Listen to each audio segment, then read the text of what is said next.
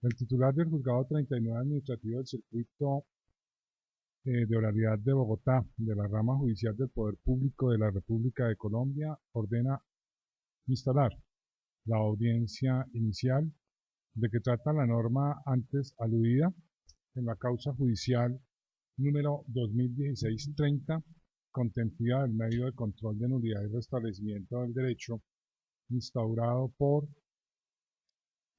el Fondo de Prestaciones Económicas, Cesantías y Pensiones FONSEP contra el Fondo FOMPRECON. En la sala de audiencias hacen presencia los señores apoderados de la parte demandante, de la parte demandada y el señor procurador delegado ante este despacho, el último en representación de los intereses de la sociedad y los dos primeros de la parte respectiva. De anotar que pues, este proceso, previo agotamiento del requisito de conciliación extrajudicial ante la Procuraduría General de la Nación, tuvo presentación el 18 de agosto de 2015. Igualmente, un trámite en el Tribunal Administrativo de Cundinamarca que decidió remitir el expediente a los juzgados administrativos por falta de competencia. El 26 de enero de 2016 fue radicado o fue recibido por la Oficina de Apoyo Judicial. El 1 de febrero de ese año, por auto, se ordenó eh, abocar el conocimiento y obedecer lo dispuesto por la corporación. Asimismo, el 2 de mayo se inadmitió el expediente, no, la demanda, acto notificado por Estado del 4 de mayo de 2016.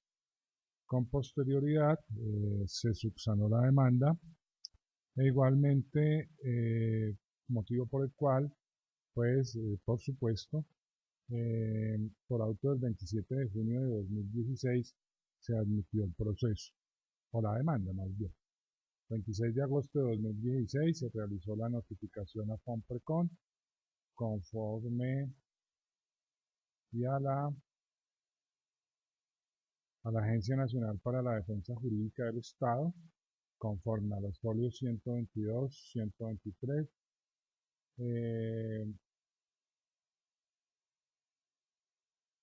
a FOMPRECON, por supuesto a la Procuraduría, en el folio 126. Posteriormente vino la contestación de la demanda en tiempo, con oposición, por supuesto, a las pretensiones, digamos lo que esa es la idea de la defensa. No hubo en sí unas excepciones propiamente dichas, pero sí una defensa, una oposición a las pretensiones. Luego de ello, por auto del 20 de febrero de 2017, vencidos los términos de traslado y demás situaciones pertinentes, se citó para la audiencia que hoy nos ocupa, se citó para audiencia que tuvo que ser suspendida por razones ya conocidas. El despacho no observa que de la relación de consecutividad de actos procesales exista causal de nulidad que invalide lo actuado o alguna irregularidad procesal. Sin embargo, le preguntaremos a los colegas si observan alguna causal de nulidad que invalide lo actuado. Señor apoderado Alfonset. Ninguna novedad con la actuación que amerite ser declarada como nulidad procesal, señoría, conforme con toda la actuación. Gracias, doctor. Señor apoderado de FOMPRECON. Sin observación alguna, su señoría, de acuerdo con usted. Gracias. No sé si el señor agente del Ministerio Público, que pues él puede intervenir en cualquier momento, tenga alguna observación al respecto. Totalmente de acuerdo con la decisión del despacho, no se observa ninguna circunstancia que pueda llegar a ser configurativa de una eventual causal de nulidad. Gracias, doctor. En esos términos, considera o coincide el despacho con las apreciaciones de los colegas y el señor agente del Ministerio Público y por lo tanto autorizados nos encontramos para proseguir en audiencia. Igualmente, pues no se observan causales de nulidad insaneables y pues cualquier otra inconsistencia procesal por no haberse alegado en su oportunidad queda saneada. No hay excepciones previas por resolver.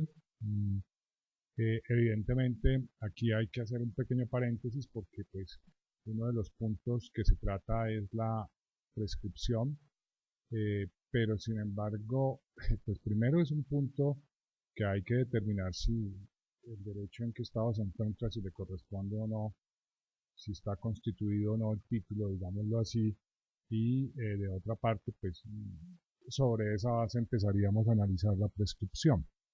Entonces, irá a ser un tema de fondo de la sentencia que se decidirá en el curso del proceso. Sobre la fijación del litigio, el despacho presenta los siguientes hechos a consideración de la audiencia. Fondo de Previsión Social del Congreso de la República, FONPRECON, inició un proceso de cobro coactivo con número de expediente 11040. Señor apoderado de la parte demandante. Conforme, señoría. Señor apoderado de la parte demandada. De acuerdo, señoría. Segundo, mediante acto administrativo número 040 de 20 de diciembre de 2010, FONPRECON libró mandamiento de pago por vía ejecutiva de cobro coactivo en contra del Fondo de Prestaciones Económicas y Sociales por la suma de 164.638.782 pesos por concepto del recobro de las cuotas pensionales de Gerardo Molina Ramírez. Cuotas que comprenden entre el 1 de enero de 1992 con corte al 30 de abril de 2008. Y que según afirmación de la parte demandante las considera prescritas. Señor apoderado de la parte demandante. Conforme con el hecho, señor. Señor apoderado de FONPRECON. De acuerdo con el hecho. Doctor, de pronto revisemos esto porque tal vez se denunció el hecho que en consideración del señor apoderado de la parte... Sí, en atención al hecho presentado, es un hecho cierto que FONPRECON emitió el mandamiento de pago en dicha fecha, por dicho valor y por esos periodos. Ya las afirmaciones referentes a si está prescrito o no, pues no corresponden a un hecho. Perfecto, doctor, gracias. Tercero, mediante resolución 189 de 30 de julio de 2014, la funcionaria ejecutora de jurisdicción coactiva de FONPRECON, doctora Edith Rivas Niño, ordenó, mediante acto administrativo, adecuar el trámite del proceso de cobro coactivo iniciado contra el FONSEP al procedimiento establecido en el Estatuto Tributario. Señor apoderado de la parte demandante. Es cierto, señoría. Señor apoderado de la parte demandada. Es cierto, su señor.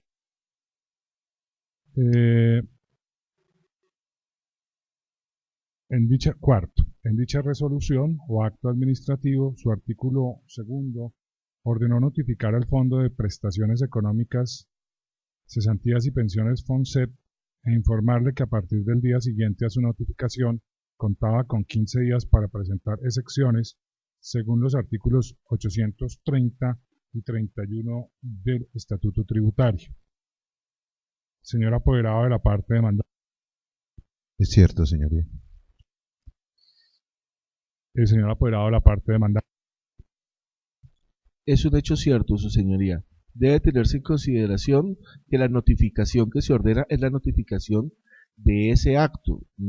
Esto es de la resolución que adecuó el procedimiento y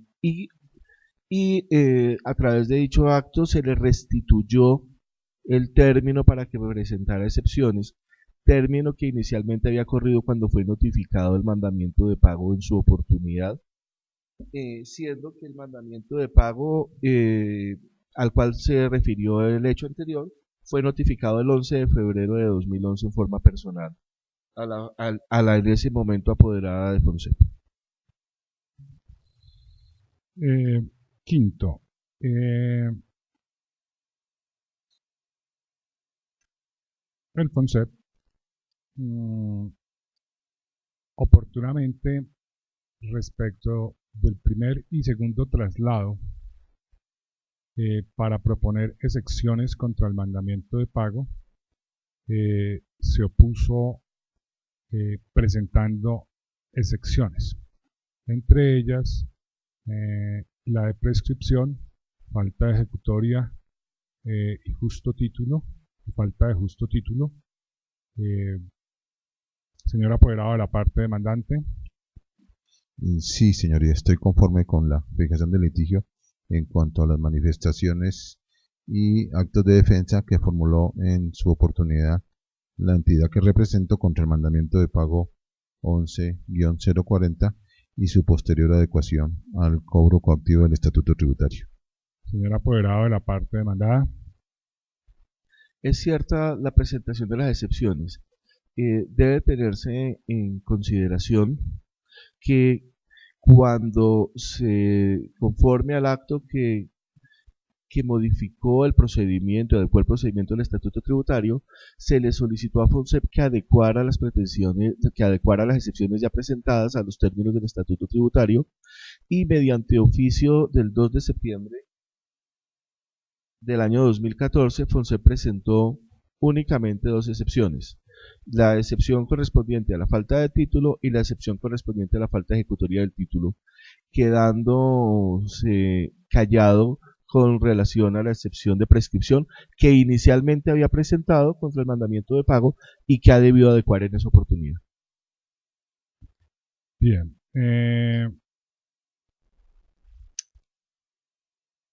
El mandamiento de pago contenido en el oficio JCF-OFL número 926 del 20 de diciembre de 2010 fue notificado personalmente a la señora apoderada del FONSEP el día 11 de febrero de 2011. Señor apoderado de la parte demandante. Conforme, señoría. Señor apoderado de la parte demandante.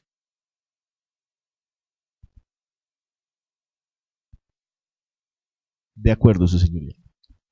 Bien. Veamos aquí mirando.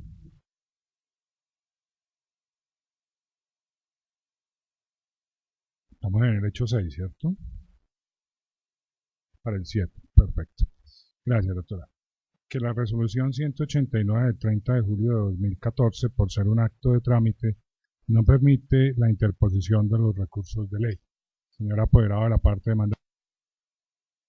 Conforme, señoría. Señor apoderado de la parte demandada. De acuerdo, señoría.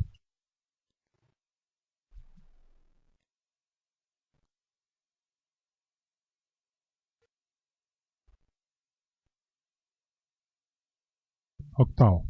Por resolución 449 del 29 de septiembre de 2014, declaró FONPRECOM no probar las excepciones de falta de justo título y falta de ejecutoria del mandamiento de pago y dispuso continuar con la actuación administrativa. Señor apoderado de la parte demandante. Conforme, señoría. Señor apoderado de la parte demandada. En acuerdo, su señoría.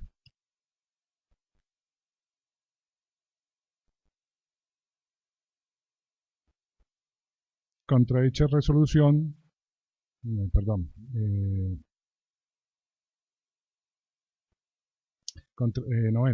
Contra dicha resolución solo procede el recurso de reposición en los términos del artículo 834 del Estatuto Tributario, cuya obligatoriedad no está dispuesta en la Ley 1437 de 2011. Señor apoderado de la parte demandante. Conforme, señoría. Señor apoderado de la parte demandada. De acuerdo, señoría.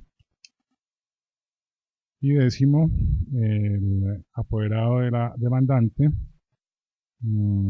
radicó solicitud de conciliación ante la Procuraduría General de la Nación para efectos de agotar el requisito de procedibilidad. Señor apoderado de la parte demandante.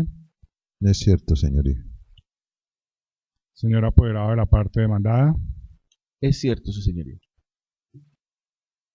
Bien, estos son los hechos principales del litigio.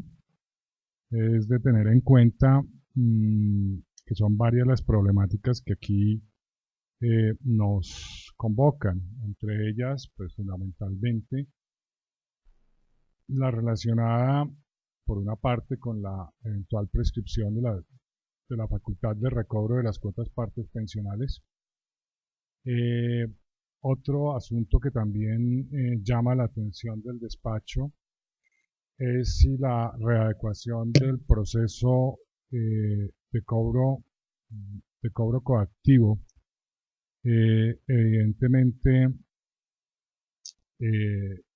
fue legal, se ajustó o no a derecho, si esa readecuación, qué efectos tiene, porque de antemano anticipo que teóricamente la administración no puede decretar nulidades de sus actuaciones conforme al artículo 3 del Código Contencioso Administrativo. Y por lo tanto también viene otra situación, y es que la readecuación para un nuevo traslado habría que determinar si, teniendo en cuenta de que no puede declararse la nulidad de lo actuado en vía administrativa, no habría lugar a decretar nulidades, sino hacer saneamientos, realmente redunda en seccionar el procedimiento administrativo de tal manera que no pueda tenerse en cuenta las actuaciones anteriores que haya realizado el ejecutado. Si bien es cierto, pues a uno le pueden dar un nuevo término de traslado, habrá que analizar eso, qué efectos tiene para este proceso o para la defensa de la parte. Igualmente, habrá que analizar a partir de qué momento se hace exigible el cobro de el derecho al recobro de las cuotas partes pensionales. Asimismo, deberá analizarse el requisito de procedibilidad de la Ley 1551 de 2012, artículo 47, si era obligatorio para la administración proceder a convocar a una audiencia de conciliación. E igualmente, entre otros aspectos, habrá que analizar si, pues, debido a que el señor apoderado de Fonprecon en su escrito, en su escrito de defensa, evidentemente cita unos precedentes jurisprudenciales relacionados con una acción de tutela y un recurso de súplica en el cual el Honorable Consejo de Estado da a entender que para los procesos de cobro coactivo de las administradoras del régimen de prima media, conforme al parágrafo 3 de la Ley 1066 de 2006, debe aplicarse el Código de Procedimiento Civil antes que el Estatuto Tributario. Y si ello fuera así, pues habrá que determinar si hay o no una violación al debido proceso. Lo anterior sin olvidar que en materia de debido proceso aparece una sentencia del Honorable Tribunal Administrativo de Santander, en la cual ordenó la readecuación del procedimiento administrativo por una situación análoga a la que nos ocupa, con la diferencia de que esa readecuación implicó la notificación del mandamiento de pago. Asimismo, pues reiteramos, pues debe analizarse ya finalmente si corre o no la prescripción en este caso. Bueno, estos son como los principales problemas jurídicos que se abordarán durante el proceso. Lo anterior no obsta para que, si de las pruebas o de las alegaciones que las partes presenten. Acaecen nuevos puntos que impliquen análisis adicionales. La judicatura lo podrá hacer sin que exista fallo ultra o extra petito. Bien. En cuanto a conciliación, pues ambas partes procesales saben que este despacho tiene desde el año 2013 fijada una posición sobre la materia y que pues bueno, no será preciso recordarlas porque ustedes la conocen, y bajo ese presupuesto el despacho invita respetuosamente a las partes para manifestar si hay o no ánimo conciliatorio. Es de recordar que este despacho ha estimado la existencia de fenómenos prescriptivos, la posibilidad de que se decreten prescripciones bajo un análisis que ha sido sostenido durante el tiempo, inclusive ha sido reconfirmado en su momento por el superior funcional, e igualmente ha sido objeto de pronunciamiento por parte del Consejo de Estado, que acepta, o más bien, este despacho coincide con las apreciaciones del Alto Tribunal de lo Contencioso Administrativo. Entonces, en ese sentido, pues, y bajo esos presupuestos, le concedemos el uso de la palabra al señor apoderado de la parte demandante. Doctor. Señoría, el suscrito encuentra que la fijación del litigio está acorde con la adecuación de la normativa vigente, entiende las preocupaciones del despacho, comparte en su integridad las precisiones que en otros casos similares y en procesos en el que el mismo FONSEP y el demandado FONPRECON también han sido partes, se han resuelto los temas de aplicación del Estatuto Tributario del Cobro Coactivo, y considera que hasta la fecha el cobro que se pretende, como lo ha ratificado el despacho, pues contiene un periodo de cuotas partes pensionales que con una fácil elucubración se puede afirmar que están prescritas, máxime si se tiene en cuenta que el periodo cobrado abarca del año 92 al año 2008 y que conforme a la normatividad vigente, que es la que aplica el despacho, y la ley 1066 del 2006, este solo se pudo interrumpir con el mandamiento de pago, y este mandamiento de pago, a pesar de que se produjo en el año 2010 cuando se inició el proceso del cobro coactivo 11040, también salta a la vista y obra en el expediente la prueba de que la adecuación de ese cobro que se tramitó en contravía del Estatuto Tributario por el procedimiento civil, pero se adecuó mediante la resolución 189, esta fue expedida en julio 30 del 2014. Fácilmente podríamos entonces afirmar que la interrupción de la prescripción no podía hacerse con el mandamiento de pago del año 2010, sino cuando éste se hizo conforme a la ley, o sea, el Estatuto Tributario, que debió ser en el año 2014, con el acto que lo adecuó, la resolución 189.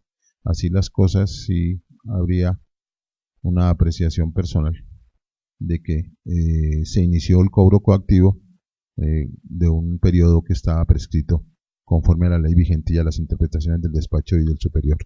Gracias, señoría. Gracias, doctor. Señor apoderado de la parte demandada. Su señoría, con relación al objeto del litigio, me parece importante tomar en consideración que en la medida en que se está demandando una resolución que resolvió excepciones, el objeto del litigio debe resolver o decidir sobre las excepciones presentadas dentro del proceso de cobro coactivo y resueltas por la entidad. Con relación a la posibilidad de presentar una fórmula conciliatoria la entidad estima que no es procedente, estimando que si bien es cierto que hay discusión en los temas de prescripción, también hay que verificar periodo a periodo si dicho fenómeno prescriptivo existe. Y adicionalmente Fomprecon insiste asimismo en que de conformidad con la circular 68 69 de 2008, la presentación de la cuenta de cobro sí suspendía la prescripción de las obligaciones, y bajo ese parámetro deberá analizarse desde la óptica de Fomprecon la prescripción, y razón por la cual Fomprecon tampoco o no tiene una fórmula conciliatoria que presentar. Muchas gracias. Sí, gracias, doctor. Bien, declaramos fracasada lo pertinente el trámite de conciliación judicial sobre medidas cautelares. No procede su ordenanza al no existir pendiente asunto por resolver en la materia. Y en cuanto al decreto de pruebas, evidentemente lo que habrá que decir es que se decretarán con el valor legal que el ordenamiento jurídico les asigna las documentales aportadas por las partes en los escritos de demanda y contestación de demanda, así como los antecedentes administrativos allegados en el curso de la instancia. Lo anterior para los efectos del artículo 289 del Código General del Proceso y se incorporan al expediente. ¿Alguna inquietud? No. ¿No? ¿Alguna observación? No.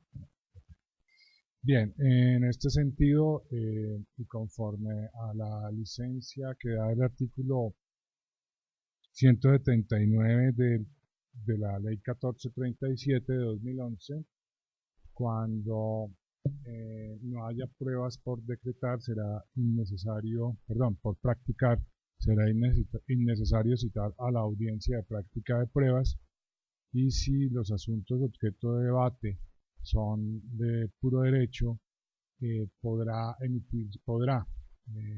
la misma audiencia inicial darse traslado para alegaciones de conclusión a los sujetos procesales hasta por el término de 20 minutos e igualmente,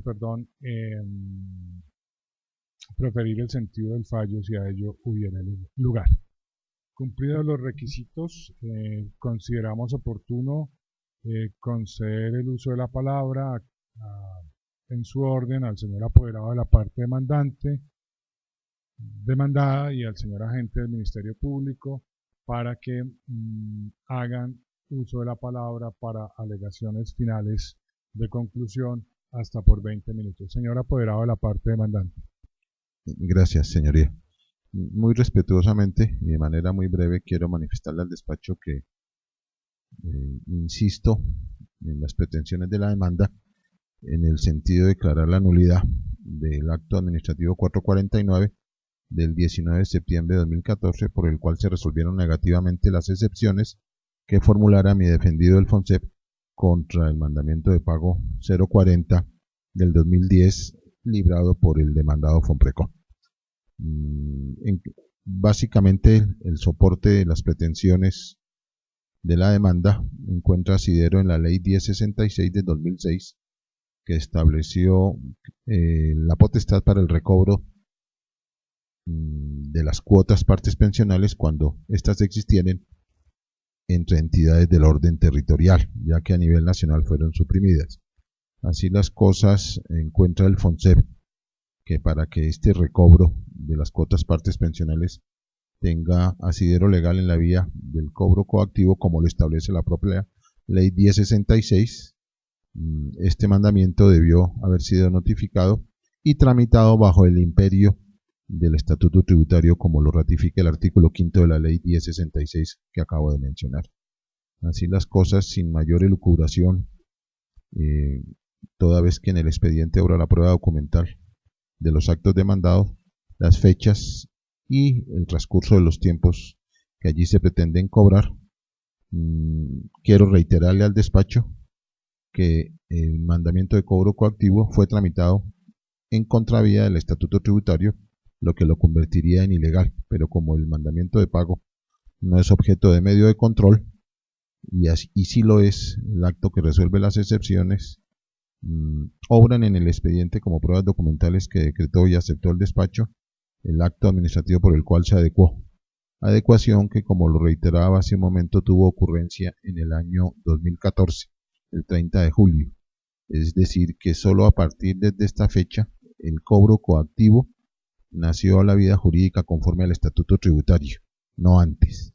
Así las cosas, si en el 2014 se presentó y se concretó el mandamiento de cobro coactivo de las cuotas partes pensionales del pensionado Marco Gerardo Molina, es fácilmente concluible que el periodo que se cobra se encontraba prescrito en el año 2014, pues no logró interrumpirse la prescripción de 3 años que estableció la ley 1066 en el artículo 4.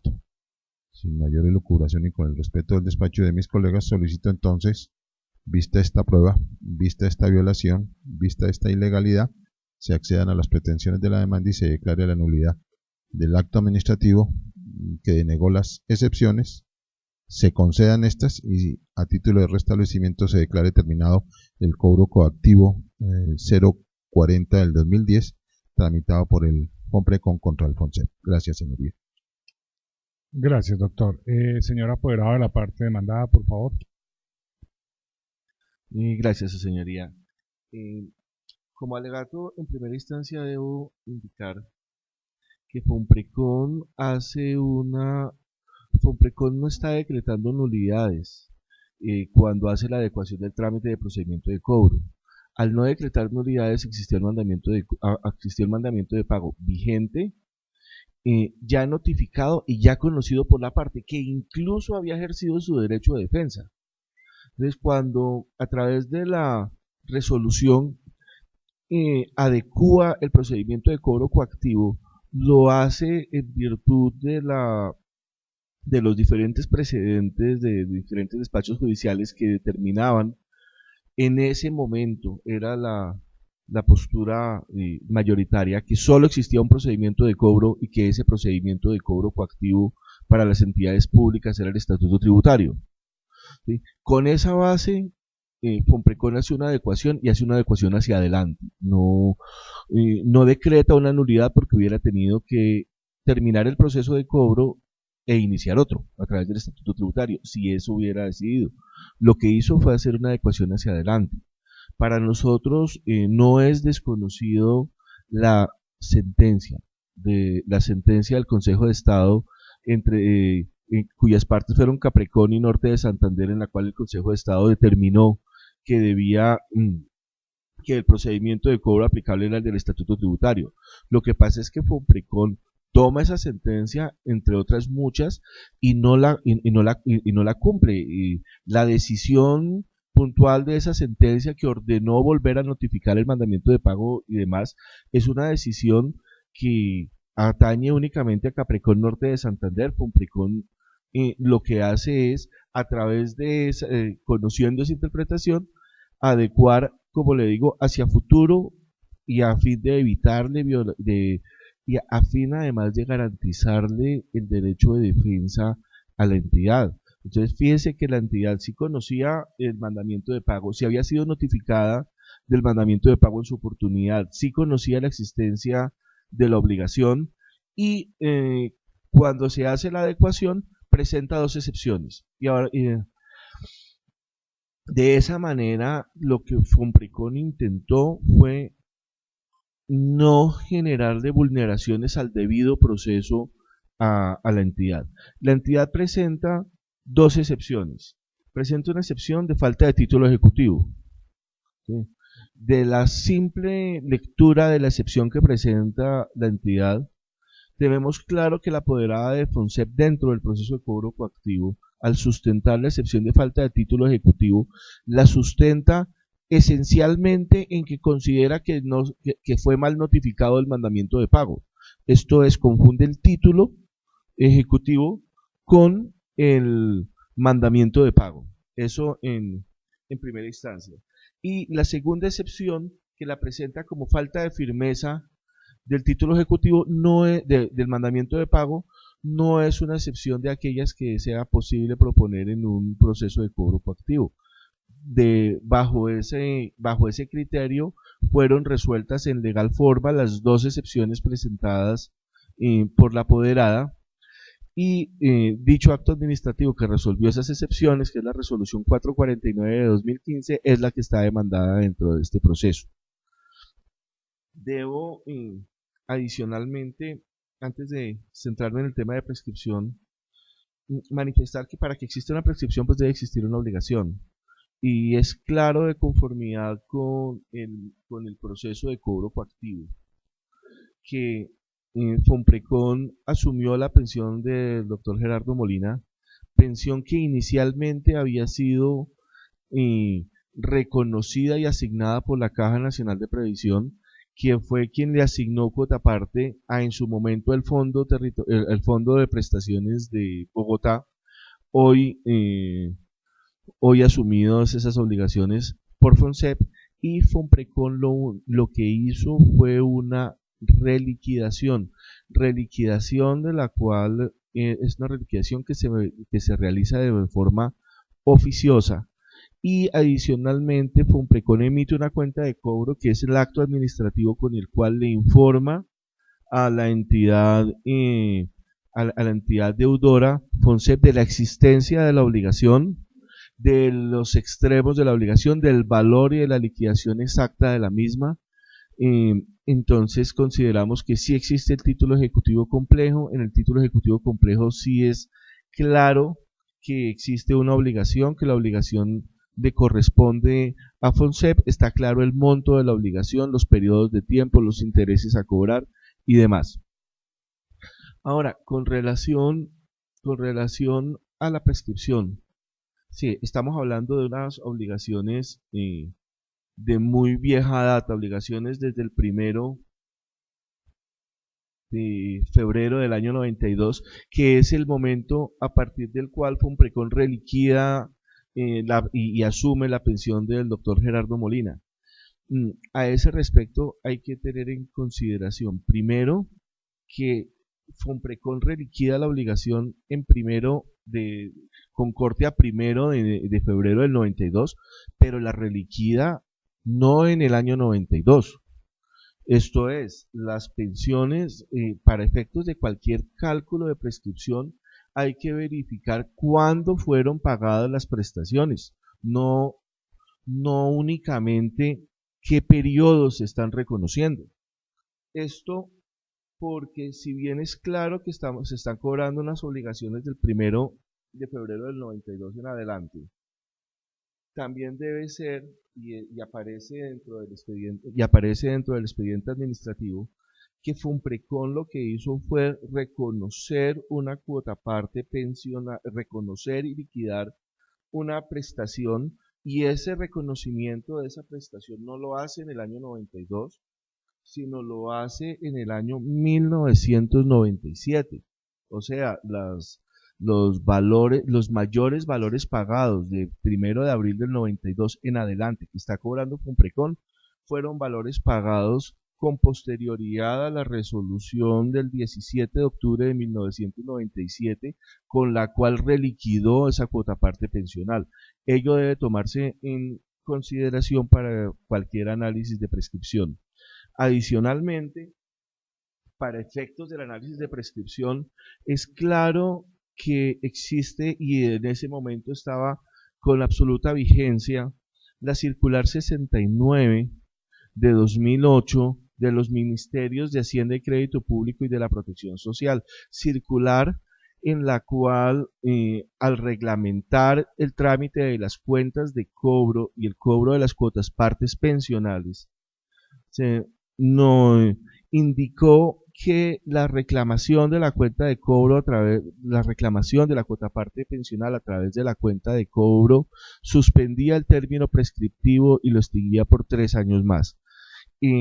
Esa circular, como todas las circulares que como actos administrativos dan instrucciones a todos los administrados, adicionalmente fue publicada. Y no solo fue publicada, señor juez, sino que además fue demandada. si esa circular no fuera una simple opinión, no se hubiera resuelto por vía de demanda la nulidad de la resolución.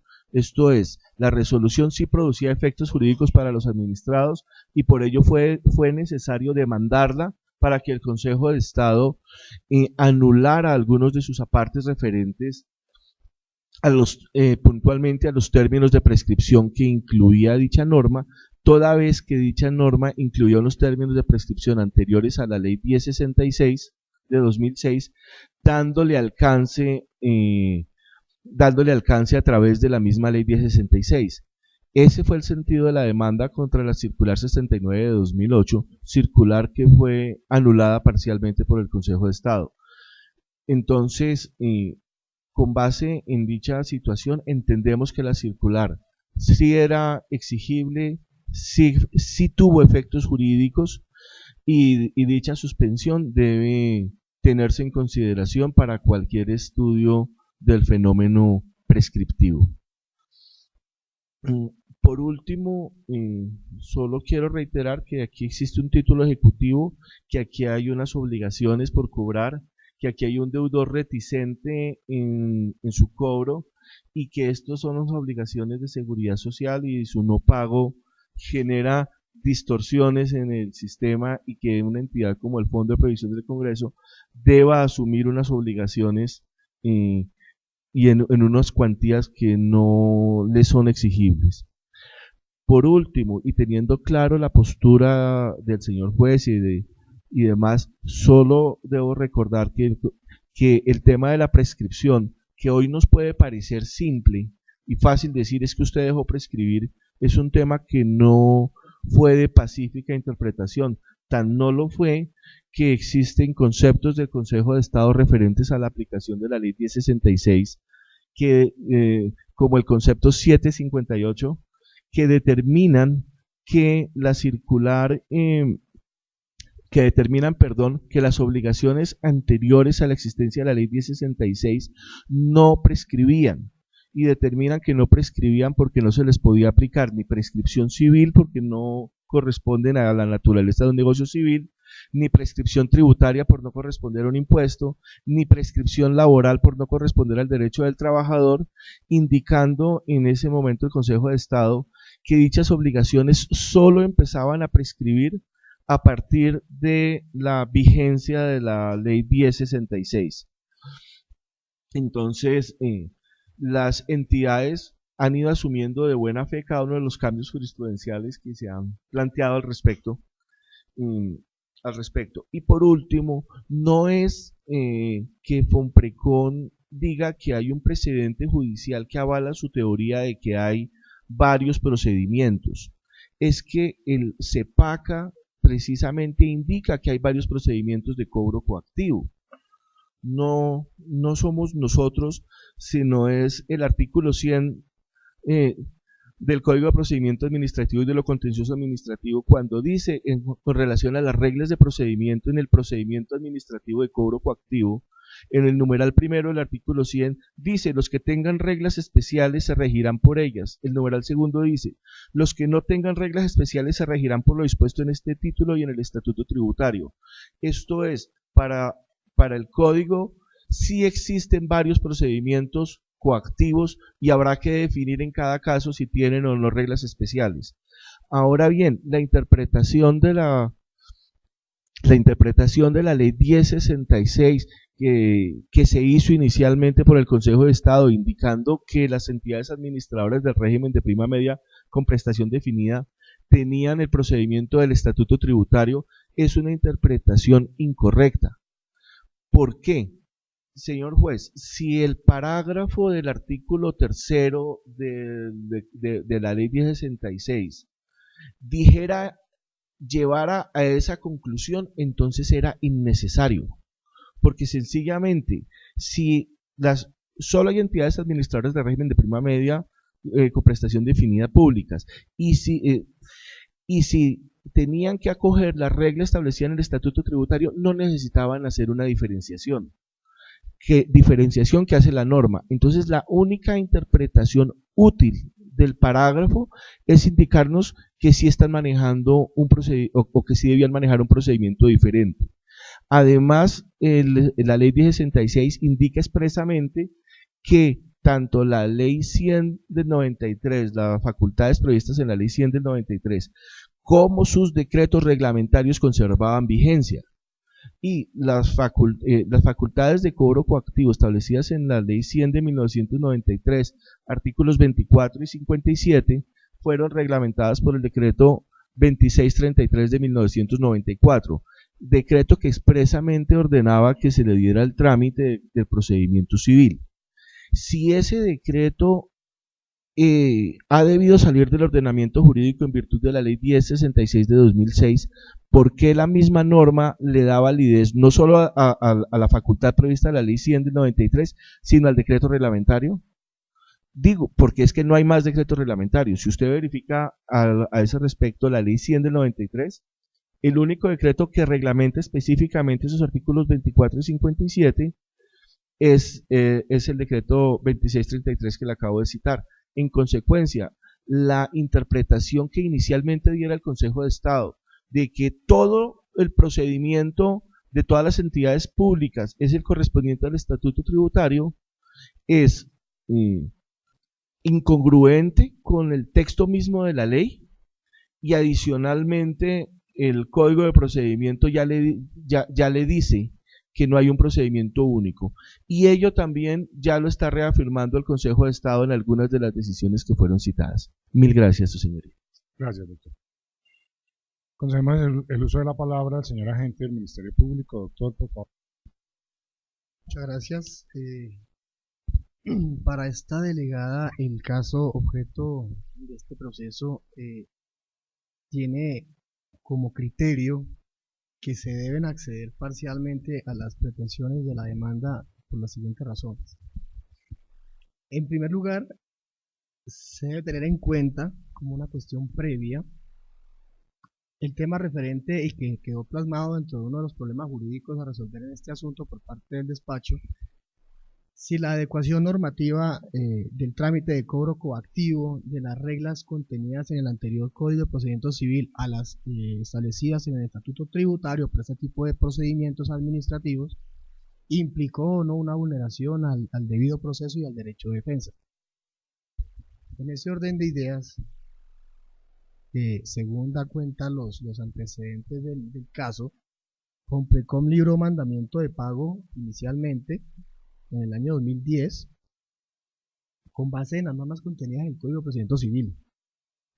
Posteriormente, ese mandamiento de pago fue efectivamente conocido por el aquí demandante ejecutado en el foro coactivo FONSEP, lo conoció y propuso excepciones al mismo, con lo cual ejerció debidamente su derecho a la defensa. Posteriormente, la entidad ejecutante aquí demandada, Fomprecom, adecuó, en virtud de un criterio jurisprudencial que ella misma trajo a colación en ese proceso de trámite de cobro coactivo, un pronunciamiento del Consejo de Estado en el que se señala que esos trámites de cobro coactivo deben regirse por las normas del Estatuto Tributario. En virtud de ese pronunciamiento jurisprudencial, Fomprecom adecuó el trámite que estaba adelantando contra FONSEP a las normas contenidas y a las reglas contenidas en el Estatuto Tributario. La cuestión es, esa adecuación implicaba tener que decretar una nulidad, y como lo anticipaba acertadamente el despacho y lo ha manifestado el apoderado de la parte demandada, pues de ninguna manera se observa que debía decretarse una nulidad. Primero, porque no está permitido, y segundo, porque no era tampoco procesalmente necesario. Y en vez de ello, lo que hizo Fomprecom fue conceder un término adicional para ajustar las excepciones propuestas inicialmente por FONSEP a las reglas contenidas en ese estatuto tributario. Si bien es cierto, esa situación, el haber Fomprecom haber concedido un nuevo término para adecuar esas excepciones, no era una actuación necesaria, y por lo tanto pues resulta en cierto modo una irregularidad, toda vez que ya estaba en firme tanto el mandamiento de pago como presentadas debidamente las excepciones al mismo, pues esa situación no enerva de ninguna manera la legalidad de la actuación, no constituye una violación al debido proceso y al derecho de defensa, y todo lo contrario, lo que se observa es que se le otorgó un nuevo término, o sea, se le amplió el plazo o el término para proponer excepciones, y por tanto lo que hizo fue, de manera innecesaria, eso sí, pues redundar en un ejercicio del debido proceso y el derecho de defensa.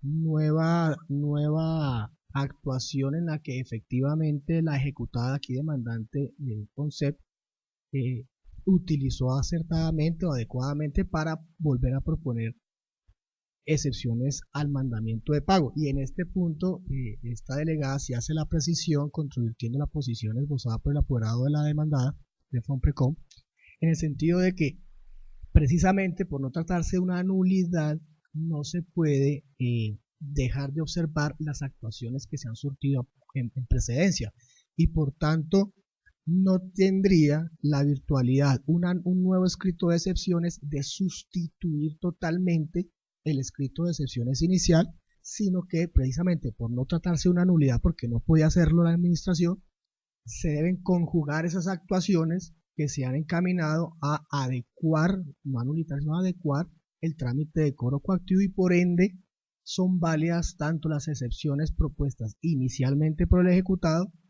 cuando se las presentó en vigencia o bajo las reglas del Código de Procedimiento Civil anterior, como las que presentó posteriormente ante el nuevo traslado que le hizo la entidad ejecutante bajo las reglas del Estatuto Tributario. En ese orden de ideas, pues la precisión que se hace es que las excepciones presentadas por la ejecutada, aquí demandante, son las tres que se han señalado y que dan cuenta en el expediente de este proceso. Así las cosas, la notificación que se hizo inicialmente del mandamiento de pago, que se hizo el 11 de febrero del 2011, ese acto de notificación del mandamiento de pago surtió efectos. Y surtió los efectos y garantizó al ejecutado la posibilidad de conocer la obligación que se le estaba ejecutando y de ejercer el derecho a la defensa. Por esa razón, nunca la adecuación que posteriormente hizo la entidad ejecutante de las reglas del trámite de cobro coactivo pudo vulnerarle su derecho a la defensa, porque ya se había completado y satisfecho integralmente el objetivo de la notificación de ese mandamiento de pago, que era precisamente en últimas ejercer en la defensa con planteamiento de excepciones que hizo en 2 oportunidades. Por esa razón, esa notificación fue legal y no había ninguna necesidad, reitero, bajo ni las normas del Estatuto Tributario, ni mucho menos bajo las reglas de procedimiento civil, tener que nulitar la actuación y por tanto tener que volver a notificar un mandamiento de pago que ya se haya notificado efectivamente y ya haya surtido efectos. Por esa razón, para esta delegada considera como cuestión previa que esa adecuación normativa que hizo la entidad ejecutante está conforme a derecho, no se le vulneró el debido proceso ni el derecho a la defensa al ejecutado, y por tanto no era necesario nulitar el mandamiento de pago para volverlo a notificar. En ese orden de ideas, pues el mandamiento de pago en el trámite de cobro coactivo a que se contrae este proceso fue válido, legal, y por tanto desplegó todos sus efectos, entre ellos los que establece el Estatuto Tributario, su artículo 818, que fue el de suspender el término prescriptivo. Ahora bien, como lo manifestaba el apoderado de la entidad demandada, hay que centrarnos en las excepciones que el ejecutado acá demandante propuso dentro del trámite de cobro coactivo para verificar si en efecto le asiste razón de nulitar ese mandamiento de pago o no. De manera concreta, tenemos que se interpusieron 3 excepciones a ese mandamiento de pago. La primera fue la que denominaron falta de justo título, que pues para empezar es una denominación antitécnica e incorrecta de la excepción, toda vez que el Estatuto Tributario no establece una falta de justo título como excepción, sino una falta de título ejecutivo. Pero lo curioso del caso es que el ejecutado hace consistir la excepción de falta de justo título por el hecho de no haberse notificado nuevamente el mandamiento de pago, con lo cual evidentemente está confundiendo el título ejecutivo con el mandamiento de pago, que son dos elementos totalmente diferentes. El título ejecutivo, nos sobra recordarlo, en estos casos de cobro de cuotas partes pensionales, es un título ejecutivo, para empezar, complejo, está conformado integralmente tanto por la resolución que reconoce la pensión, como por el acto en que se determina el pago efectivo, que es donde se materializa la cuota parte pensional como tal, y se convierte en una obligación de contenido crediticio según lo estableció la Corte Constitucional en su sentencia C895 del 2004. Entonces, al confundir el mandamiento de pago con el título ejecutivo, cree que proponiendo la falta de justo título, basándola en que no se notificó nuevamente el mandamiento de pago, pretendía pues dar al traste con ese trámite de cobro coactivo, cuando pues reitero, ello no tenía ninguna razón de ser, al confundir el mandamiento de pago con el título ejecutivo que sirvió de base o que sirve de base al cobro coactivo que se está adelantando, que reitero, está conformado por otros documentos, más no por el mandamiento de pago. Por esa razón, esa excepción no tenía ninguna ocasión de prosperidad, ni en el trámite de cobro coactivo, ni mucho menos acá como causal para demostrar una eventual causal de nulidad del acto demandado. Frente a la falta de ejecutoria del mandamiento de pago, segunda excepción que propuso el FONSET dentro del trámite de cobro coactivo, pues simplemente hay que decir que esa excepción no está prevista taxativamente dentro del artículo 831 del Estatuto Tributario, y por tanto, al ser esas excepciones taxativas, obviamente tienen que remitirse de manera expresa, pues hay que desestimarla de entrada, toda vez que, reitero, no está prevista dentro del estatuto como una causal para solicitar o para excepcionar el mandamiento de pago. Y donde también, obviamente, igualmente parece ser que confunde por segunda vez los términos de justo título, o los conceptos confunde de justo título con mandamiento de pago, porque lo que sí establece el estatuto tributario es la falta de ejecutoria del título ejecutivo. Nuevamente, al parecer confunde esos términos. En todo caso, pues tampoco estaba llamada a prosperar ni en el trámite de cobro coactivo ni en esta sede judicial. Y finalmente, que es el tema central de la cuestión, alegó la prescripción de las cuotas partes pensionales. Sobre ese particular, hay que señalar que el artículo 4 de la ley 1066 de 2006, que fue declarado asequible por la Corte Constitucional en la sentencia C895 del 2009, establece que las cuotas partes, es decir, el derecho a recobro de esas cuotas partes pensionales prescribe a los 3 años siguientes al pago de la respectiva mesada. Y según esa sentencia, como lo manifesté hace un momento, sentencia de constitucionalidad con efecto erga omnes y de obligatorio acatamiento y cumplimiento, el acto administrativo, el título ejecutivo está conformado por el acto administrativo que reconoce la pensión, que es donde se concreta y se materializan las cuotas partes pensionales, y que se complementa además con el documento o acto mediante el cual se hace el pago de la respectiva mesada. Con ese pago de cada mesada, ese derecho que se ha concretado en el acto de reconocimiento se traduce en una obligación de contenido crediticio, y es a partir de ese momento que se debe empezar a contabilizar el término prescriptivo.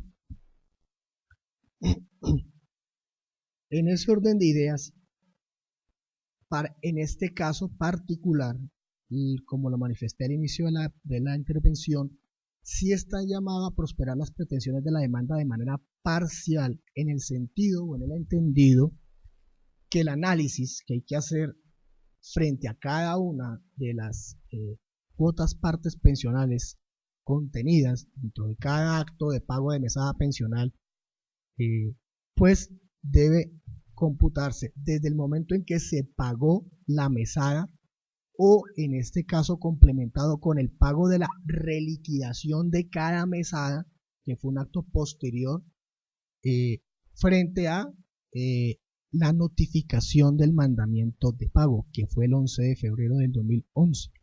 En ese orden de ideas, estarían prescritas todas esas mesadas que se pagaron desde el 11 de febrero del 2011, o sea, sin abarcar el periodo entre el 11 de febrero del 2011 al 11 de febrero del 2008, toda vez que está dentro del término que permite la ley, y solo a partir del 10 de febrero del 2008 hacia atrás las que se hayan pagado estarían efectivamente prescritas, porque el mandamiento de pago ya no habría surtido efectos de la interrupción de la prescripción que trae el estatuto tributario. Ese es el concepto de esta delegada. Sin embargo, no quisiera dejar por fuera un tema que también lo hemos tratado en otros despachos judiciales, y es frente al título ejecutivo como tal y las características que reviste el título ejecutivo. Y es aquella que el título ejecutivo pues debe tener unas características, entre ellas la exigibilidad, y la exigibilidad del título ejecutivo de una cuota parte pensional está dada según los artículos 3, 4 y 7 del decreto 2921 del 48, está dada por la notificación que se haya hecho a la entidad cuota partista del acto de reconocimiento de la pensión o de las reliquidaciones, si es que hubo reliquidaciones a la pensión que también confluyen para conformar ese título ejecutivo complejo. En ese orden de ideas, si la entidad reconocedora de la pensión no ha notificado o no notifica ese acto de reconocimiento al cuotapartista o a los cuotapartistas, pues no sería un título ejecutivo exigible a esos deudores. Y en ese orden de ideas, pues para esta delegada, como la ha sostenido en otros procesos, habría que verificar si en efecto esa resolución fue debidamente notificada a todos los cuotapartistas y en particular a Alfonsep, que es quien figura como demandante, precisamente porque de allí también reviste o depende la exigibilidad del título ejecutivo que se está pretendiendo cobrar. En ese orden de ideas o bajo las anteriores premisas, dejo sentado el concepto de este Ministerio Público. Muchas gracias. Muchas gracias, doctor. Bien, hacemos un receso, vamos a revisar un tema que está pendiente aquí dentro del expediente y ya en unos minutos regresamos.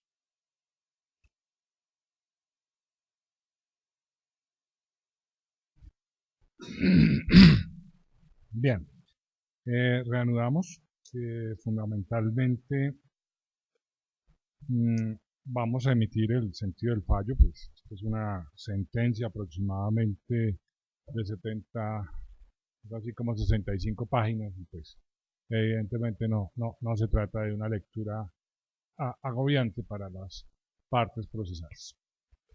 Bien, lo primero que tenemos que decir es el debido proceso. Para nadie es un secreto que el artículo 29 constitucional dispone su restricta aplicación en las actuaciones judiciales y administrativas, y las normas de procedimiento son de orden público y por lo tanto de derecho público, y en tal medida son indisponibles por parte de los operadores jurídicos, bien sea en administración o bien sea en la rama judicial.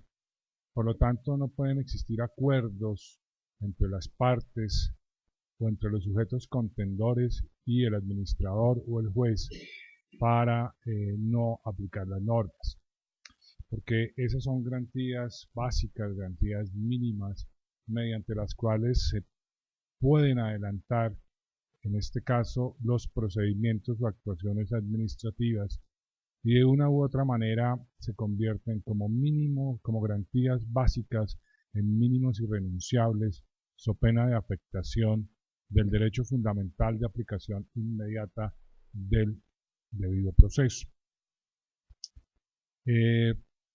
Obviamente, en estos eventos lo que se ha discutido es la readecuación del procedimiento, en el cual hay que anotar que evidentemente y para ambas partes se nota en principio un esfuerzo ejercido de buena fe.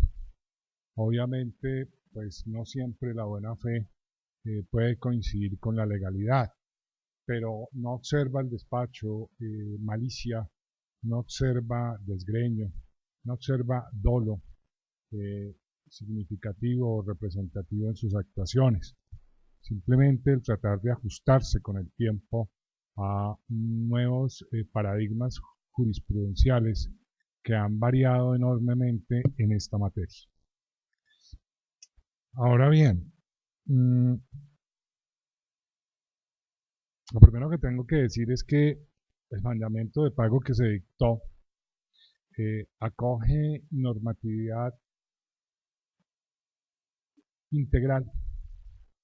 Cita la ley 33 del 85, los decretos 1848 del 69, 2921 de 1948, 816 de 2004, 1359 de 1993 y 1293 de 1994 y la ley 1066.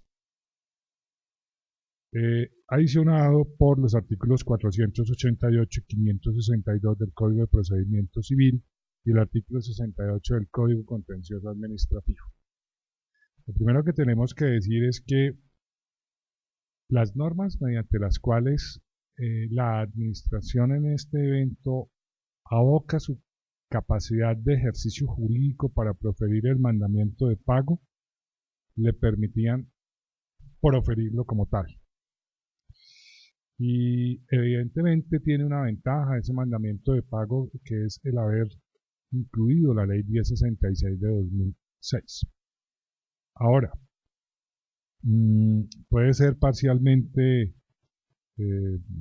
desafortunado a veces remitirse a otras normativas, pero eso no implica, primero, que no se hubiera podido dictar el mandamiento de pago, y lo segundo, pues el primer yerro en que pudo haber incurrido la administración en ese acto de trámite, que no es el título ejecutivo del cual estamos hablando como mandamiento de pago, es el haber concedido un término en la creencia de la aplicación del Código de Procedimiento Civil.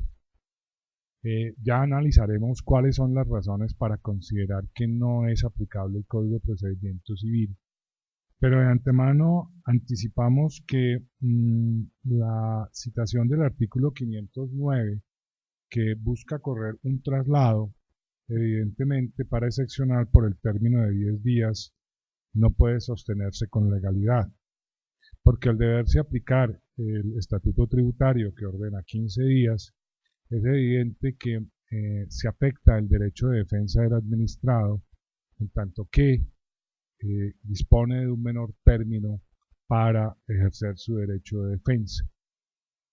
Y él no renunció. Evidentemente que no presentó renuncia, sino que presentó sus excepciones en tiempo. El hecho de que el administrado no hubiera dicho en ese momento algo relacionado con el debido proceso no implica automáticamente un saneamiento. No necesariamente llega allá, porque se trata de derechos fundamentales, y se trata de un derecho que es una garantía básica. Y pues evidentemente la administración, al readecuar el procedimiento administrativo al estatuto tributario, hizo lo adecuado, y con dos particularidades al menos. Una, pues le dio consecutividad al procedimiento administrativo, le dio alcance a una situación que implicaba una disminución de la garantía procesal para el ejecutado, y en tal sentido volvió a conceder un nuevo término para excepcionar.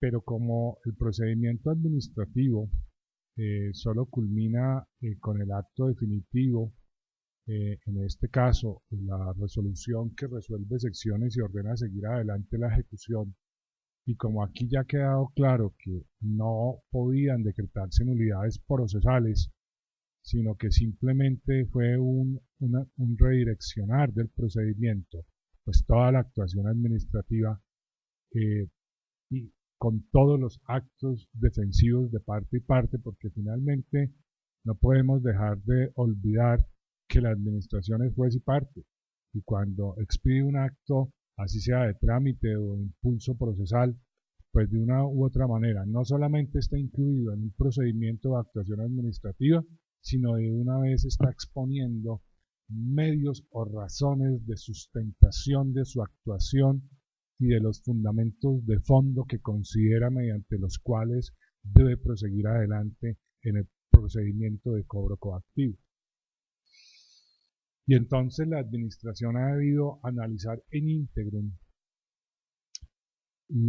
los escritos de secciones y ha debido observar que el segundo escrito era un complemento del primero y pronunciarse en íntegro sobre el mismo.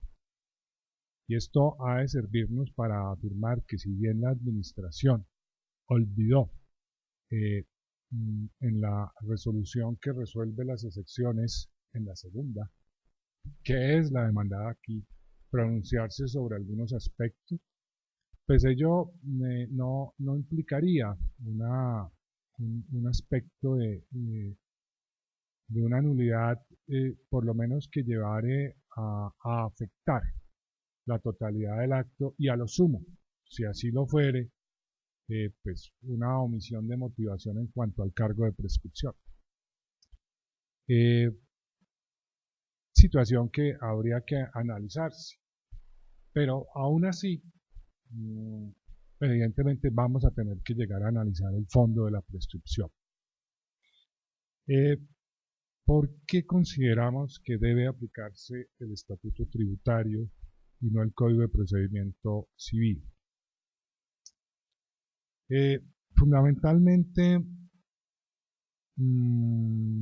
porque consultando las gacetas que permitieron evidentemente llegar a la aprobación de las gacetas del Congreso, que permitieron llegar a la aprobación de la ley 1066, no hay el menor asumo de duda que el legislador siempre buscó la unificación del procedimiento del cobro de cartera.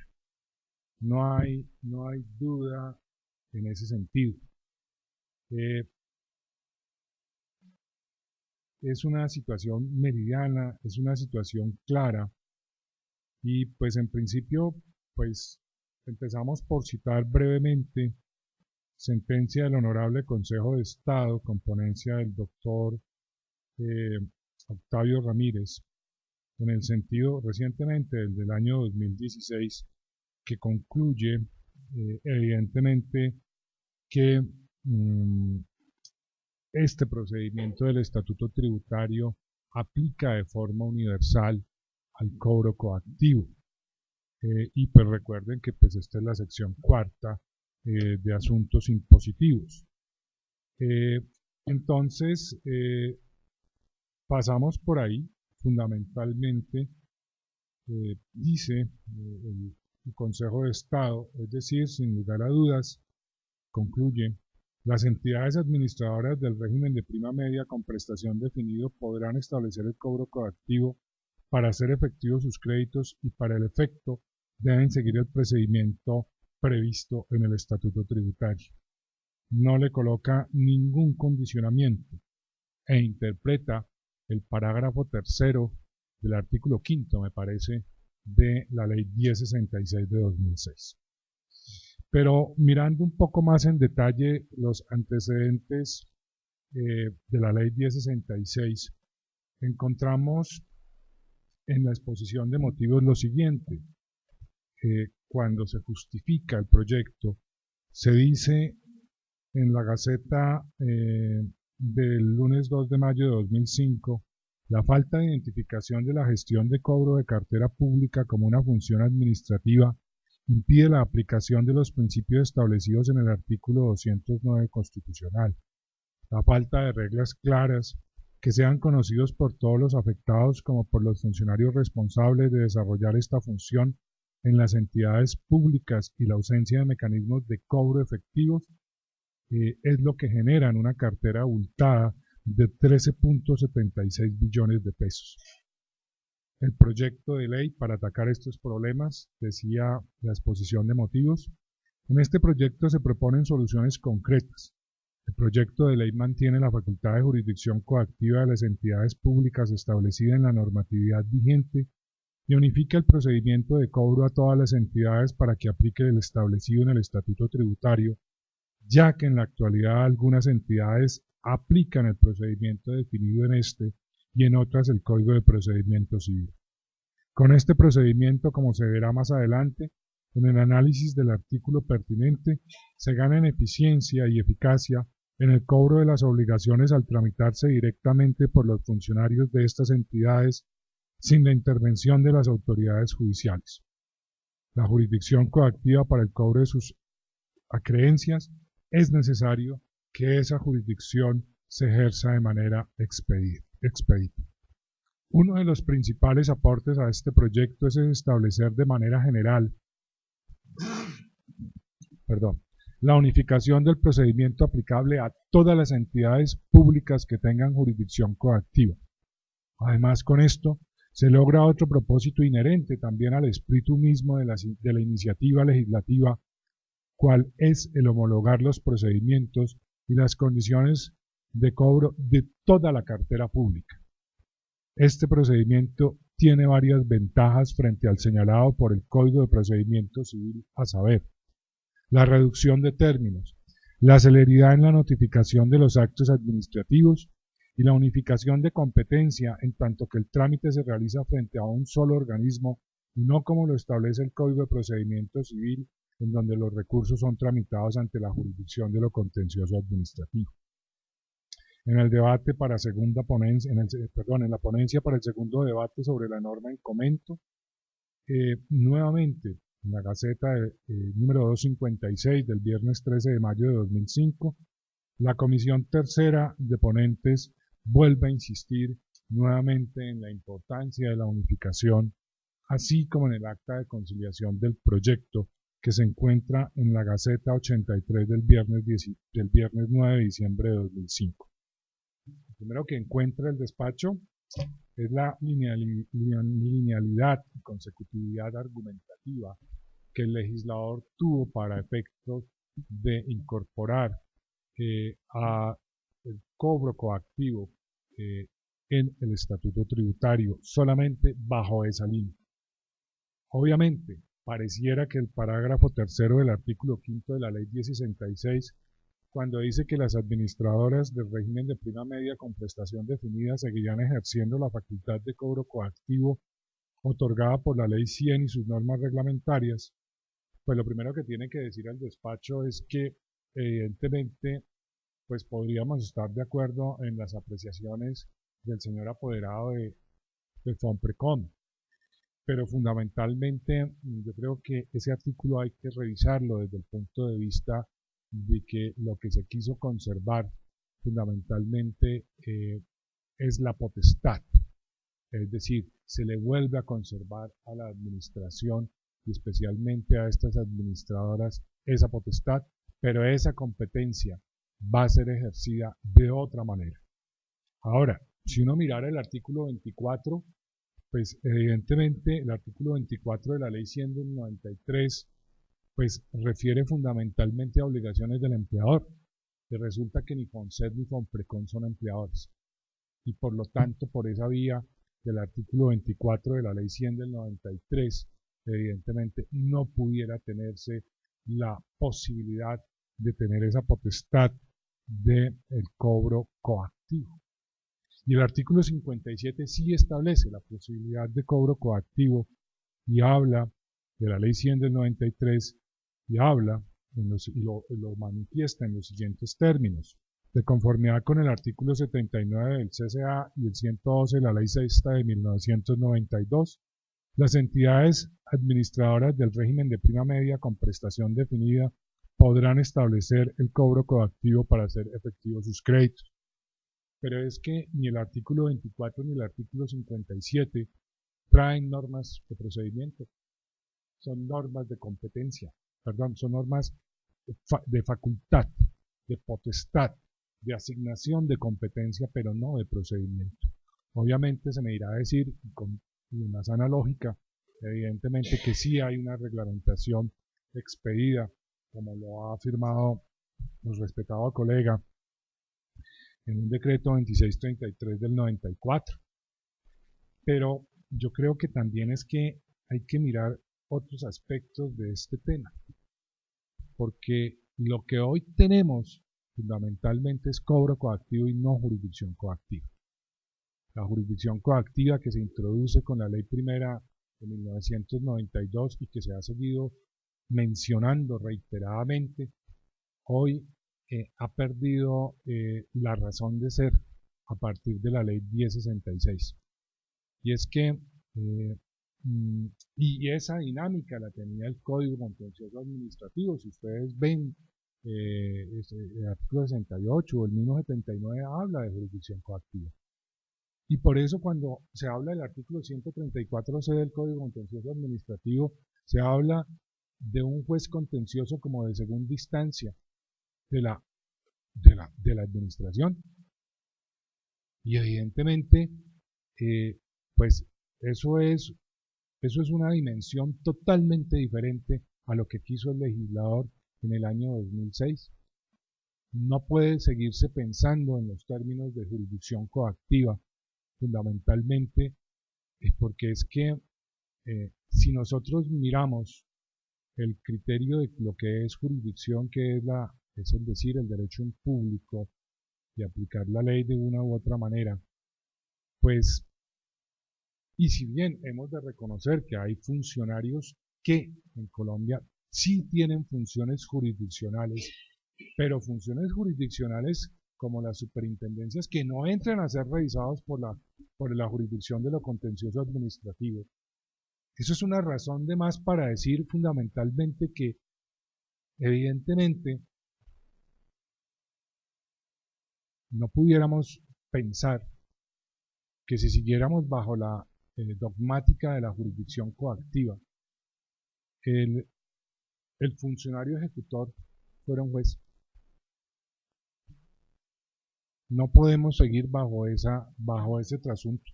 No hay claridad fundamentalmente para que nosotros como jueces de lo contencioso administrativo sigamos conociendo una segunda instancia. Es más, con el respeto que me merece la sentencia del Consejo de Estado en acción de tutela, prácticamente nos está devolviendo y nos está sugiriendo devolvernos a la jurisdicción coactiva bajo una norma derogada. Si hoy se iniciara proceso de cobro coactivo y siguiéramos los derroteros de esa sentencia, pues nos vamos a encontrar varias sorpresas. Primero, no existe el artículo 134C. Segundo, el artículo 560, espero no estar mal en el número, a mí se me olvidan mucho los números, 567, si no estoy mal, del Código General del Proceso ya no trae la cápita de ejecuciones fiscales.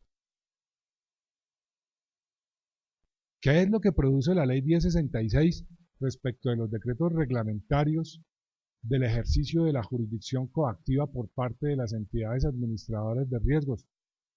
Una subrogación, una derogación tácita. Porque es que riñe no solamente con el espíritu del legislador, sino con el interés general de que la función administrativa, y por eso, más que nunca, con base en el artículo 209 constitucional, debemos decir que el cobro coactivo es cobro coactivo como función administrativa y no puede entenderse hoy como jurisdicción coactiva. El funcionario ejecutor no tiene funciones jurisdiccionales. Y bajo esa medida es necesario superar esa situación para decir que hay una plena aplicabilidad de la ley 1066 y del estatuto tributario a este proceso. Y en este sentido, no hay que olvidar, para la época de los hechos, el artículo 40 de la ley 153 de 1887 establecía el tránsito en materia de procedimiento y hoy también lo establece, pero con las reformas del Código General del Proceso. Y en esto también tenemos que tener claridad, y es que al ser las normas procesales de orden público son de aplicación inmediata y por lo tanto el hecho de haberse iniciado un procedimiento de cobro coactivo con un mandamiento de pago teóricamente con algunas debilidades que fue readecuado, pues eso nos implica que si al momento de que se profiera un acto procesal dentro de esa actuación administrativa sobreviene un cambio en materia procesal, pues ese cambio debe aplicarse. Estuvo en mora la administración.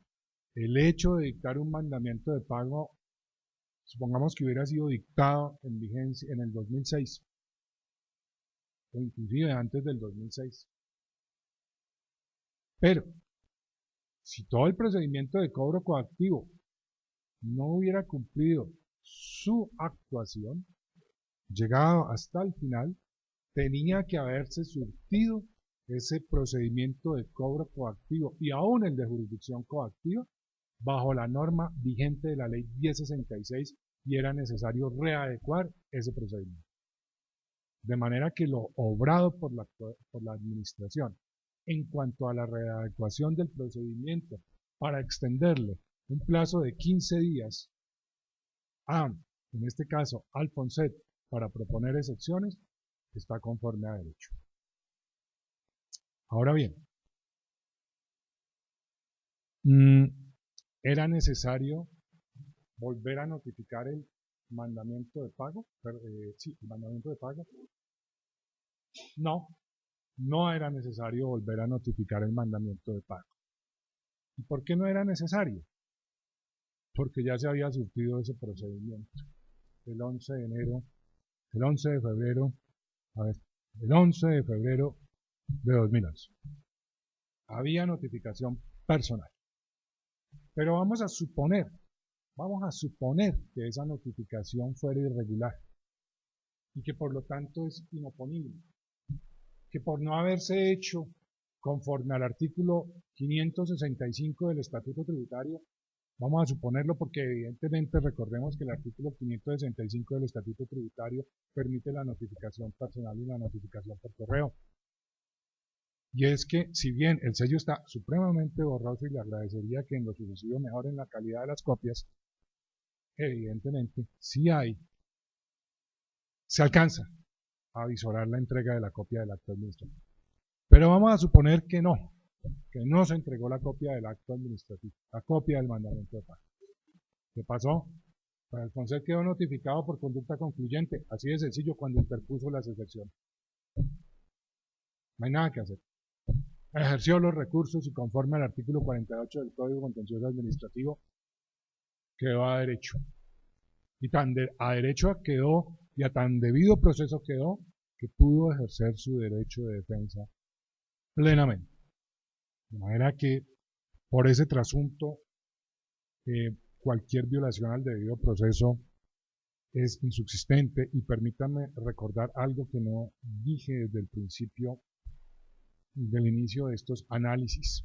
Permito recordar sentencia de la Corte Suprema de Justicia, perdón, de la Corte Constitucional con ponencia del doctor Barrera Carbonell, en el sentido cuando dijo sobre el análisis del artículo 137.4 del Código Contencioso Administrativo, en cuanto que hoy trasladado al 162.4, cuando dice que dentro de los requisitos de la demanda está el mencionar las normas y el concepto de violación. Pues la Corte dijo, sí, eso está muy bien, pero si usted, señor juez de lo contencioso administrativo, encuentra, aún a pesar de que no hay concepto de violación, aún a pesar de que no hay mención de la norma, una violación a derechos fundamentales de aplicación inmediata como el debido proceso, deberá usted, juez contencioso, proceder a su protección de manera oficiosa. Por lo tanto, nos hemos detenido un poco en este tema del debido proceso. Bien. Así el despacho, de paso, concuerda con las apreciaciones del Ministerio Público y del señor apoderado de la parte demandada en el sentido de decir que el mandamiento de pago no es el título ejecutivo. Título ejecutivo es aquel que contiene una obligación clara, expresa, actualmente exigible para aquella época en los términos del artículo 488 del Código de Procedimiento Civil y si la memoria no me falla, artículo 68 del Código Contencioso Administrativo. Y ya ustedes verán que en el Estatuto Tributario no hay la definición de título ejecutivo. Y por lo tanto, en ese sentido, ese cargo no prospera. Pero adicionalmente, permítanme hablar un poco del título ejecutivo, en este caso, compuesto por la resolución que reconoció la pensión. Es un título ejecutivo complejo. Lo primero que tengo complejo no porque sea complicado, sino porque se integran de varios documentos que le dan pie para esa fuerza. Lo primero que tengo que decir es que en el folio 2 aparece oficio de marzo 13 del 67, en el cual el secretario de la División Legal de Cajanal le dirige al subgerente secretario de la Caja de Previsión Social de Bogotá, Distrito Especial, pues el proyecto de resolución de la pensión de Gerardo Molina. Posteriormente, en el folio 3 del cuaderno de antecedentes, hay a marzo 31 de 1967, bueno, yo creo que tenía 3 años, bueno, gracias a Dios, teníamos una respuesta del director administrativo de la Caja de Previsión Social del distrito, doctor, que pues eso, el reemplazo, el sucesor procesal es Fonprecon, ¿no? Finalmente de todas esas entidades, ¿no? Fabi y todas esas entidades se las vino a recoger el FONSEP, perdón. Sí, exacto, qué pena, doctor, es que ya los temas de Alzheimer me fatigan. Bien, y entonces, ¿qué le dice? Pues señores, sí, está perfecto, yo le acepto su proyecto de resolución. Posteriormente, la Caja Nacional de Previsión Social pues pide la resolución 3123 de 1967, 23 de abril, en la cual dice, menciona al señor Gerardo Molina, adicionalmente dice la distribución y la proporción a cargo de cada cual. Obviamente, pues esos son los folios 28 a 32 y posteriormente aparecen unas reliquidaciones. Sobre esto uno podría tener, pues, oyendo las afirmaciones autorizadas del señor agente del Ministerio Público, pues que habría que verificar si en el expediente aparece la comunicación, más no la notificación. Y pues lo primero que yo diría, y concordaría con el señor agente del Ministerio Público, es que no aparece. Sin embargo, como la comunicación no es notificación, sino es el enteramiento de la existencia de un acto, pues en prevalencia de la sustancia sobre la forma, del artículo, a ver si no me equivoco, 228 constitucional o 230, ya no sé ni cuál. Pero bueno, me aplicarán el principio del Jura Novit Curia. En el folio 44 lo que encontramos es el mandamiento de pago. JCF-EOFL número 926 del 20 de diciembre de 2010, en el cual fue notificado FONSEP, le está diciendo, título ejecutivo se compone de copias auténticas de las siguientes resoluciones y menciona tanto la resolución general del reconocimiento de la pensión como las resoluciones particulares de reliquidación y por lo tanto el despacho encuentra que no puede alegarse una falta de ejecutoria del título ejecutivo, fundamentalmente, primero porque se dio la comunicación y segundo, esa ejecutoria frente a quién operaría en este caso realmente, directamente frente al pensionado. Mire cómo uno en los fenómenos jurídicos, perdónenme la expresión coloquial, puede llegar a morir engañado. ¿Por qué? Porque es que es la resolución de la pensión, la que reconoce la pensión a la que se le conceden recursos por parte de quién, del administrado. Si la administración ya aceptó, en este caso el FONSET, como sucesor procesal, aceptó el proyecto de liquidación, pues ¿qué le va a alegar? Nada le puede alegar. De pronto quedarían dudas relacionadas, bueno, salvo un hierro, doctor, pero pues sería un laxus calami. Sí, pues si le está diciendo, si lo que me pasó aquí y me consultó, estoy de acuerdo con ello, pues salvo un error de digitación, pues eso será lo que tendrá que salir. Entonces, digámoslo que el título complejo está conformado y por lo tanto no hay afectación desde ese punto de vista. El señor apoderado de la parte demandante ya en la actuación administrativa había puesto de presente la falta de un requisito de procedibilidad relacionado con la Ley 1551 de 2012 del artículo 47, en el cual dice: la conciliación prejudicial será requisito de procedibilidad de los procesos ejecutivos que se promuevan contra los municipios. La conciliación se tramitará siguiendo el procedimiento y los requisitos establecidos para los asuntos contencioso administrativo. Considera la parte demandante que no se dio cumplimiento a ese derrotero. Es más, hay circular, hay concepto de la DIAN que dice, la DIAN, que ese requisito debe agotarse. Y pues cuando eso dice la DIAN, pues uno empieza a pensar. Y entonces pues vamos a tener que recordar nuestro, tal vez, cuarto año de derecho en estos temas de derecho municipal. Bien, el artículo 311 constitucional dice que el municipio es la entidad fundamental de la división política administrativa. Y la ley 153 de 1887, en su artículo 80, le reconoce al municipio la personería jurídica. Y a su vez, la ley 136 del 94 reitera lo ya dicho por esas normas. Ahora, el FONSET, pues sí, claro, es una entidad pública del orden distrital, pertenece a la estructura del municipio, en este caso del distrito capital,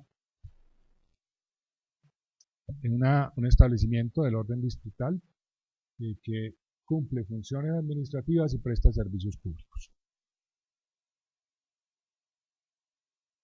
Para ello, pues evidentemente habrá que observar el artículo 68 de la ley 489 de 1998 y los artículos 70 y siguientes, que nos dice qué es un establecimiento público y en ese sentido prescribe el legislador que son organismos encargados principalmente de atender funciones administrativas y prestar servicios públicos conforme a las reglas del derecho público, que tienen como atributos o características personería jurídica, autonomía administrativa y financiera, patrimonio independiente.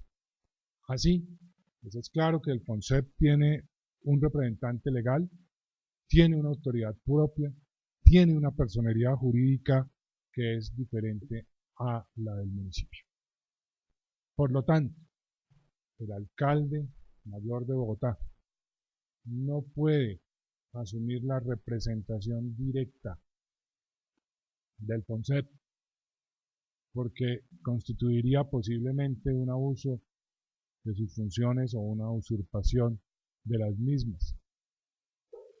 Y en ese sentido, lo que es también necesario afirmar es que al no haber una identidad de personerías jurídicas, al ser diferente un establecimiento del orden distrital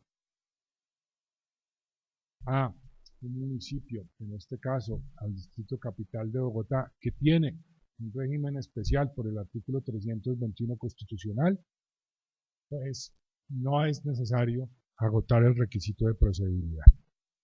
No le queda duda al despacho de que la expresión se refiere al municipio y es que se refiere es que el representante legal asistirá o el delegado, ¿no? Asistirá a la audiencia de conciliación y podrá objetar los créditos. De manera que el gerente o director del FONSEP no lo podrá hacer y solamente será el alcalde y su delegado, y por lo tanto el convocado en esa audiencia de conciliación será únicamente el municipio a través de su representante natural, el alcalde mayor de Bogotá, para el caso de nuestra capital. Hemos resuelto ya la falta ejecutoria del título ejecutivo. Evidentemente la encontramos no probada. Ese cargo de nulidad no prospera. Y pues evidentemente vamos a entrar a un tema que yo creo que ha concitado el interés de todos, y es la posibilidad de encontrar la prescripción de las cuotas partes pensionales del recobro. Bien, aquí la jurisdicción ha tenido todas las posiciones posibles, partiendo de la dispuesta por el Honorable Consejo de Estado en su sala de consulta, que con base en la aplicación de una norma del Código de Procedimiento Civil estimó como improcedente la prescripción contra bienes públicos, dentro de los cuales hacían parte los bienes fiscales. Pues esto es un crédito fiscal, no tiene vuelta de hoja, son sumas de dinero que se adeudan entre entidades estatales.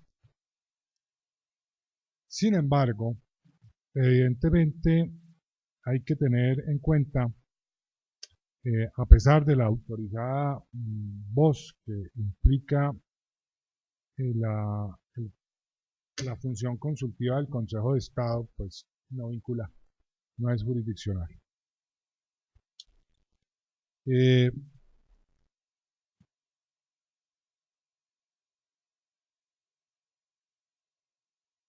posteriormente, la sección segunda del Consejo de Estado, con ponencia del doctor Luis Rafael Vergara, encontró que sí había posibilidad de que se aplicara la prescripción al recobro de las cuotas partes pensionales y lo reeditó como fuente de apoyo normativo las normas de la función pública y del derecho laboral sobre las reclamaciones de los trabajadores y la prescripción de sus derechos por el término de 3 años, y que se interrumpía con la reclamación que le hacía el trabajador al empleador. Sin embargo, esta tesis evidentemente tiene un defecto que no puede ser tenida en cuenta, porque rompe el criterio de unidad de materia, porque la temática ya se aleja del derecho laboral y nos coloca en las relaciones crediticias, créditos fiscales que no guardan relación directa con la aplicación del derecho laboral ni de la función administrativa. Obviamente, la luz la venimos a recibir con la ley 1066 de 2006 en ambos sentidos. En un sentido positivo hacia futuro, que establece la prescriptibilidad del recobro de las cuotas partes pensionales, pero por otra parte de la interpretación de la Honorable Corte Constitucional, que le da puerta abierta para considerar que es constitucional la prescripción del recobro de las cuotas partes. ¿Y por qué? Porque no hay situaciones indefinidas en el tiempo, porque las relaciones jurídicas tienen que tener un principio, un medio, un fin y una definición en el tiempo y en el espacio. Atenta contra la seguridad jurídica, contra el principio de confianza legítima, el que una obligación que se pueda creer olvidada por parte del acreedor pueda ser cobrada en cualquier tiempo. Y eso desestabiliza cualquier situación crediticia. Le establece un ámbito de inestabilidad tal que no puede ser permitida, y más que nosotros no podríamos decir que hay obligaciones irredimibles. Así las cosas, como el análisis que hizo la Corte Constitucional de la Ley 1066, lo hizo bajo el imperio de la actual Constitución. Y el recobro de las cuotas partes pensionales corre a partir del año 92, pues evidentemente la prescripción se impone. ¿Pero bajo qué término? Si no vamos a utilizar el laboral, entonces vamos a utilizar el general. Y el general será el del Código Civil, con los tránsitos legislativos que ella haya tenido. De la Ley 792 del 2001, de la Ley 1066 de 2006,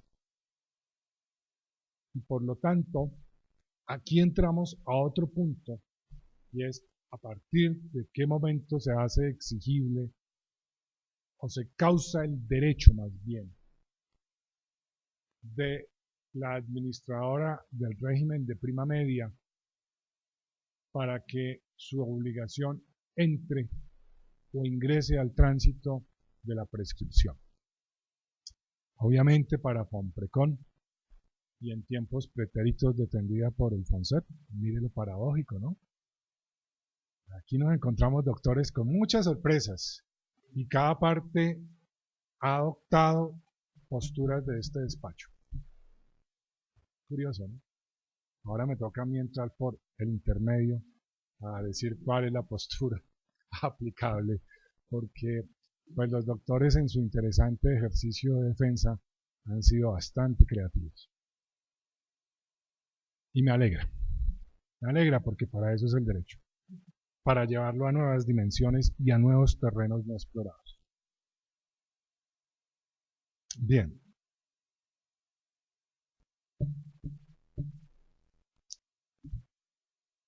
Fomprecon trae la aplicación de circular del Ministerio de la Protección Social, en que dice que evidentemente el pasar la cuenta de cobro, en este caso correspondiente a un oficio, parece que el 29 de diciembre, no lo alcanzo a anotar bien. No sé, doctor, si de pronto tenemos esa fechita mejor allá. Está en el folio 33, pero no, parece que fuera el 23 de junio de 2010, pero no estoy muy seguro realmente. Pues el Fomprecon dice que evidentemente pues este es un requerimiento y con ese requerimiento se interrumpe la prescripción. 29, gracias doctor, 29 de diciembre de 2008. Evidentemente, aquí viene otro parámetro muy interesante, que el mandamiento de pago y su notificación y este requerimiento particular, ¿cierto? Perdón, especial, este requerimiento que estamos viendo, no está en manos del Código General del Proceso. Porque si estuviera en manos del Código General del Proceso, posiblemente este despacho tuviera que aplicar otra tesis. Porque esa norma de interrupción que traía el Código Civil fue cambiada. De manera de que les doy noticias distintas jurídicas hacia futuro, que seguramente las administraciones tendrán que mirar. Pero por la presente, y para este caso de arqueología jurídica, lo que tenemos es que el derecho al recobro nace fundamentalmente con el pago de la cuota pensional. A partir de ese momento se causa en el patrimonio de la administradora un demérito por el pago al cual tiene derecho a recobrar, y la prescripción se interrumpirá en los términos del Código Civil bien natural o bien civilmente, y civilmente lo será fundamentalmente con la notificación de la demanda o del auto admisorio de la demanda. Y en ese sentido habrá que acudir al antiguo artículo 90 del Código de Procedimiento Civil, bien para decir que son 120 días o bien para decir que es un año, depende de la época en que fue presentada la demanda y notificada el auto admisorio de la demanda o el auto de apremio ejecutivo. Así las cosas, como la notificación de nuestro auto de apremio ejecutivo. Y eso coincide con el 817, porque es que evidentemente el 817 del Estatuto Tributario habla fundamentalmente de que la prescripción se interrumpe con la notificación del mandamiento de pago, y entiéndase la notificación del mandamiento de pago el término sucedáneo a la notificación del auto admisorio de la demanda o de la demanda en este caso. Así las cosas, sí está comprobada que existe una prescripción, pero evidentemente la prescripción no es total, es parcial. El despacho revisará a partir del 11 de febrero de 2011, que fue la fecha de notificación del mandamiento de pago, ¿cierto, doctores? Que ya uno se empieza a cansar, no crea que esto no canse. 11 de febrero de 2011 revisará 3 años hacia atrás, o sea, para determinar qué obligaciones se cayeron dentro del fenómeno de la prescripción, teniendo en cuenta pues la causación de las multas. Consecuencia de lo anteriormente dicho, el despacho encuentra que habrá de accederse al cargo de prescripción parcial de las cuotas de recobro pensional y hará una condena en costas del 1% del valor. Condena en costas a título de agencias en derecho. Y en esto el despacho quiere ser claro. Yo creo que si bien la jurisdicción de lo contencioso administrativo es la jurisdicción de la administración, pues las entidades son de derecho público y allá hay una serie de personas muy importantes, muy respetables y todas mayores de edad, con suficiente capacidad de discernimiento. Y cuando vienen a un proceso, saben que ganan o saben que pierden. Y aquí, el reconocimiento de las agencias del derecho se da por la gestión exitosa. Y eso no tiene prueba más, sino una única, que es ¿cuál? Que es el haberse declarado la nulidad parcial. Pero también hay una excepción, que la jurisprudencia ha dicho que no opera cuando hay nulidad parcial, cuando hay nulidad total. Entonces, por esa razón, el planteamiento del 1% queda insubsistente, pero porque hay nulidad parcial. Si la nulidad fuera total, habría condena en costas. Y esto es una manera de responsabilizar a quienes acuden ante la administración de justicia. Sí, doctor.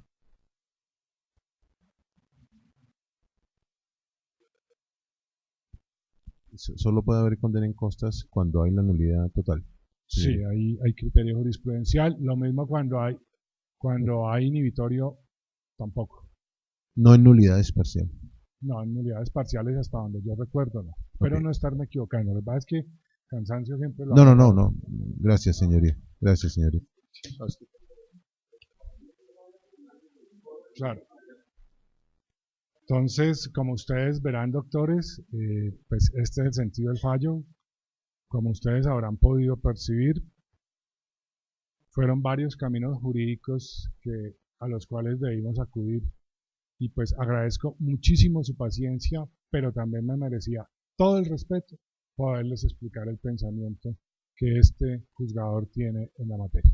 A ustedes, doctores y colegas, señora agente del Ministerio Público, señora secretaria, muchas gracias y unos minutos de más para la redacción del acta.